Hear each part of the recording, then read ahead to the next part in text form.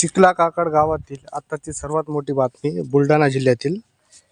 तिथं वाद एवढा मोठा झालेला आहे की दोन गटामध्ये शिवाजी महाराज यांचा पुतळा बसल्यामुळे वाद निर्माण झालेला आहे. नेमकं कारण काय याचं जाणून घेऊया. अज्ञातांनी काय केलेलं आहे, ज्या वेळेस शिवाजी महाराजची जयंती होती त्या दिवशी त्यांनी शिवाजी महाराज यांचा पुतळा बसवलेला आहे. रात्री त्यांनी पुतळा बसवला आणि सकाळी शिवाजी महाराजची जयंती होती. आणि दुसऱ्या साईडचा ग्रुप आहे, त्यांचं म्हणणं असं आहे की जर तुम्हाला शिवाजी महाराजांचा पुतळा बसवायचा होता तर तुम्ही असं लपून काऊन बसवला. शिवाजी महाराजांचा मान देऊन तुम्ही का पुतळा बसवलेला नाही. जिथं तुम्ही पुतळा बसवलेला आहे ते दुसरीकडे बसून आपण सर्व मानात डीजे वगैरे लावून सर्व म्हणजे व्यवस्थित आपण पुतळा बसवूया.